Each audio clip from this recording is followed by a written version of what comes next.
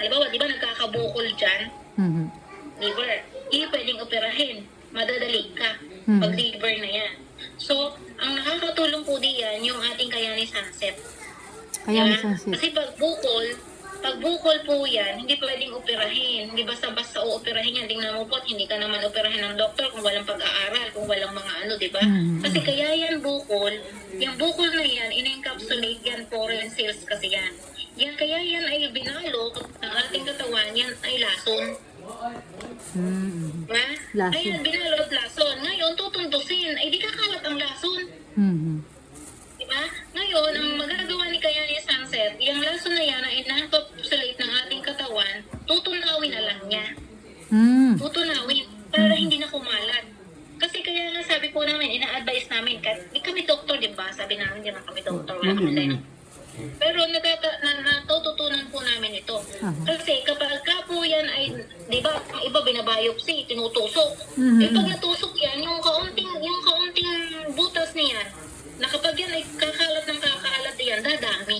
Mhm. Kaya Totoo. sabi, dumami ang mga bukol. Kasi Oo. nakalabas yung yung lason sa katawan na bukol, lumabas. Okay. Nanganak. Oo. Yun.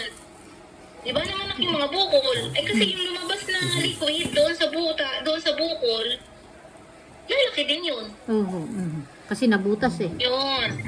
Nabutas eh. Kaya para siyang pakman. Kakainin yung mga good cells. Magiging cancer cells din yun. So ngayon, ang solution po, dahil nga si Sunset ay nagpapatunaw, Oo. dagdagan po ang dosage ng Sunset. Then, matutulungan po yun. Kasi na ano ko po yan, yung pigsa. Mhm. Di ba bukol yung pigsa? Apo. Ano po? Mhm. Kung sa likod ni Sir Max, mayroon siyang nakapambukol, pigsa, may mata. Hindi naman niya mahilis, hindi naman niya magamot. Sabi ko, palagyan mo ng koyo, yung para mahinog. May pigsa sa mata. Sa mata po. Sa likod. Ngayon, every time makikita ko yung kanyang damit, may mancha. Sabi ko, yak. Sabi niya gano'n. Sabi niya, hilisin mo yak kaya. Sabi niya gano'n sa akin. Ayoko nga, sabi kong gano'n. Lalabas ang nanay niya, pati mata. Sabi kong gano'n.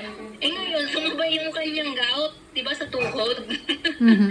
Nagka-gout siya sa tuhod.